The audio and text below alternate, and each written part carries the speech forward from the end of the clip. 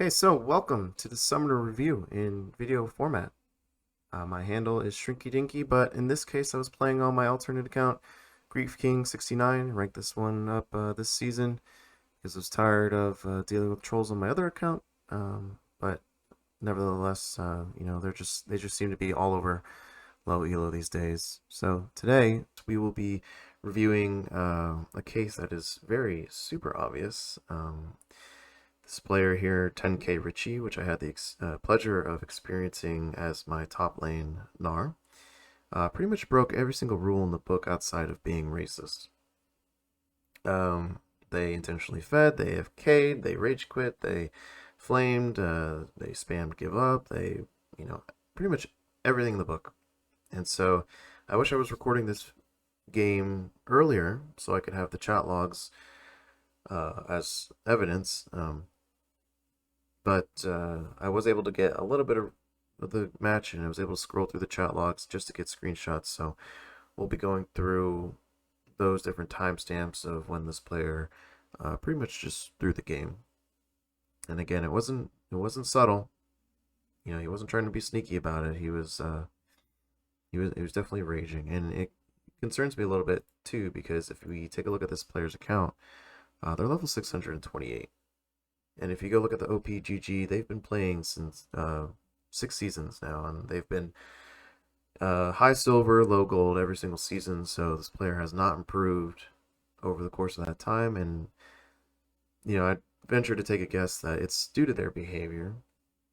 But again, not here to judge how they play. It's we're judging their behavior in the match and how it pretty much just ruined the game.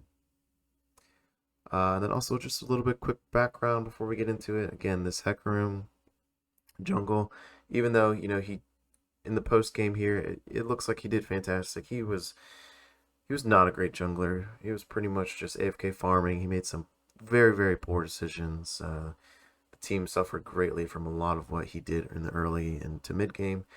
And his score here and level is just basically on cleanup kills at the end of the match. So, but again, he didn't really troll. He just played very, very poorly and was making the wrong decisions. And that kind of just triggered everyone else on the team, including the Gnar, 10K Richie, as well as Lucian. Lucian ended up raging so hard that he system muted himself. So that was a very, open and shut case. And this Silas too, he also contributed to some of the frustration when we queued up in the match in Champ Select. He was first pick and bottom lane, and he immediately locked in Silas. It wasn't until like the remaining 30 seconds where he asked Lucian if whether or not he could switch to AD carry, because he didn't realize that that wasn't the role that he didn't get mid lane. And he didn't even do well against LeBlanc. He played very, very poorly. He was like 0-6 at one point. So again, like the entire team just fell apart. These 5 players, we did not mesh well, and the Gnar just took it to a whole other level, which we will go through and see. So with that quick introduction, let's just hop into the review. Okay, so 11 minutes into the game is when things start going downhill. Gnar's running back to the lane after being ganked by Kayn and Pantheon, and for whatever reason he decides to path this bottom route or into the jungle. I mean, obviously, Gnar, if he would have gone the right way, would have been able to position himself better for that fight. But whatever, he catches him on the backside here. Isn't successful. And so right here, instead of going in to help Pantheon, the Hecarim trolls Gnar by just taking all the fruits. And at that point, Gnar goes AFK. So at 12 minutes, he's AFK. And he's gone for about a minute, maybe a minute and a half. Let's say 2 minutes. Comes back at 14 minutes. There he is. And then immediately goes bot. At this point, he's already given up on the game. So this one was probably my favorite instance because it was the first I was able to scroll back and get on in the chat logs. But As we can see here, Hecarim goes, "Oh, this game was totally winnable if Nar didn't feed." Nar goes, "Oh, if I didn't feed, eh? I'll show you intentional feeding." And here he goes, teleports straight into Pantheon and intentionally feeds. Pretty clear as day, that one. So the next point, which is immediately right after he respawns, at 23:04, he goes, "Free drag, heck is that Gromp." So right now it's 22:45. As we speed this up, Soul's spawning for the enemy team.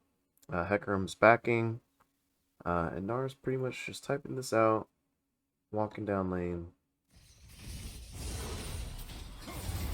And ints again. So not only does he, give away our Hecarim's position, he also intentionally feeds again.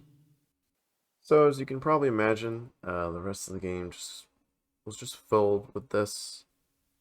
Again, here he goes having a respawn and just goes AFK and typing. And around right here is when he gives us the reason for being toxic. Again, he blames it all on Hecarim for probably that first fight, which caused him to rage. Where they chased the Kayn back into the enemy side, and Pantheon came and ulted. But again, there's just no reason for this type of behavior. So that's all I have on this summoner, and I hope I presented the evidence against them in a clear and concise manner. I wish this was, an isolated incident, but unfortunately, trolls seem to keep popping up in low elo very frequently, and it just seems like every single match is the same. It really makes the game unplayable. It makes ranked that much harder. So I'm hoping through this video and through others, we'll be able to showcase some of their toxic behavior. Hopefully that'll help Riot enforce the Summoner's Code to the best of their ability, while also maybe making improvements to their report and detection or abuse detection system. So again, this is my first time doing this. I'll continue to post videos with trolls that I encounter, so any other feedback would be greatly appreciated. Thanks. Well, this was not a victory. This was a hell of a loss.